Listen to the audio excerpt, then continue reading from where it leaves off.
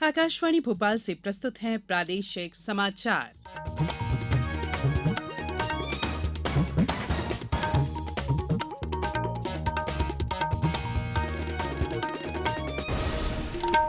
नमस्कार, समाचारों के साथ मैं संयुक्ता बैनर्जी।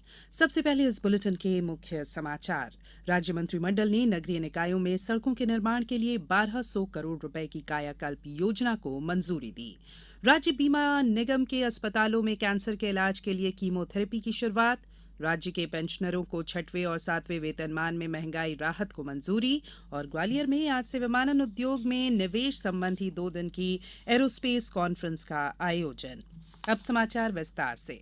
प्रधानमंत्री उज्ज्वला योजना के कनेक्शनधारी बहनों को 4 जुलाई से 31 अगस्त तक की अवधि में प्राप्त की गई गैस रिफिल 450 रुपए में उपलब्ध करने का निर्णय लिया गया है।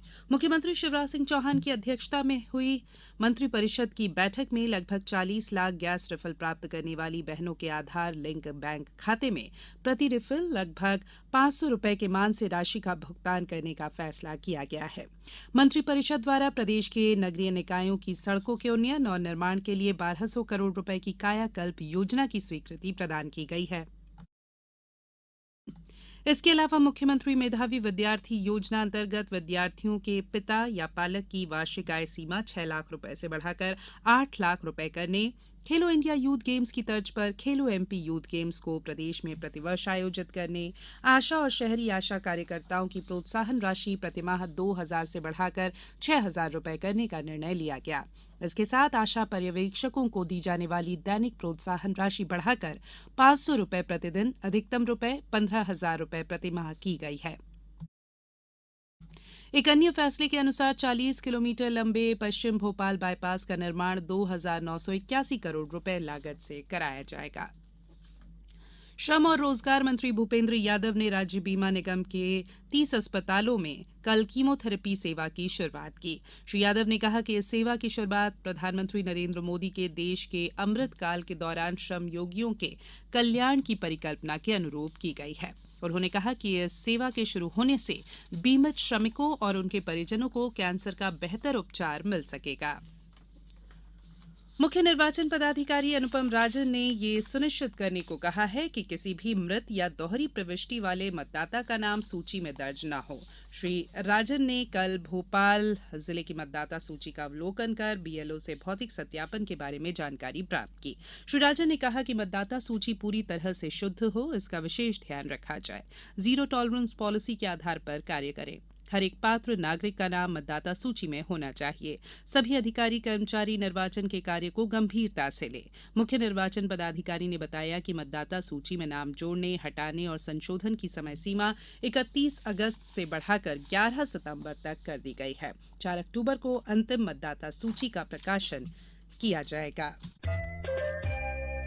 ये समाचार आप आकाशवाणी भोपाल से सुन रहे हैं। हमारे समाचारों को अब आप कभी भी और कहीं भी अपनी सुविधा के अनुसार सुन सकते हैं। ये समाचार बुलेटिन यूट्यूब, ट्विटर और फेसबुक पर AIR न्यूज भोपाल पेज पर सुने जा सकते हैं। इसके अलावा आप हमारी वेबसाइट newsonair.com पर या AIR न्यूज ऐप पर भी समाचार सुन सकते हैं।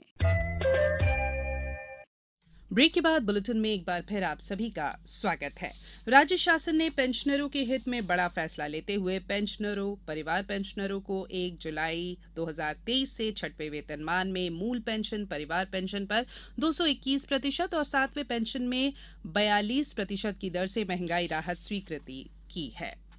बढ़ी हुई राशि जुलाई महीने 2023 की पेंशन जो अगस्त 2023 से देय होगी वहां से लागू होगी।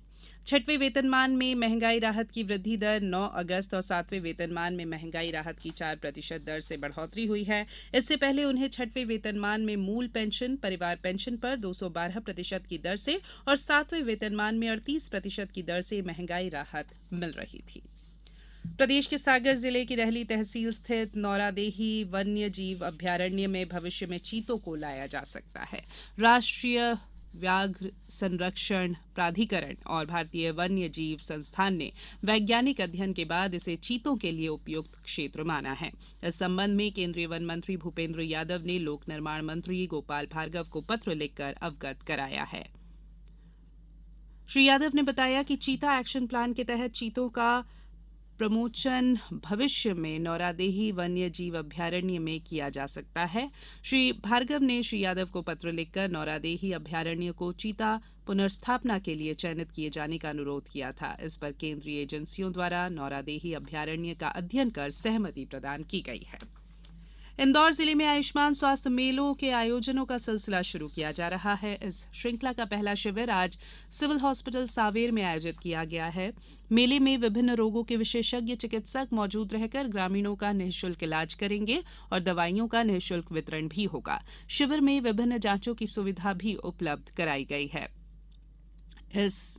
ये मेला सुबह 10 बजे से शाम 4 बजे तक आयोजित होगा। शिविर में आयुष्मान कार्ड और हेल्थ आईडी भी बनाई जाएगी। स्वास्थ्य मेले में खास तौर पर महिलाओं से संबंधित समस्याएं और गर्भवती महिलाएं, बच्चों के लिए विशेषज्ञों द्वारा इलाज और ऑपरेशन की सुविधाएं महिला विशेषज्ञ द्वारा उपलब्ध कराई जा रही है।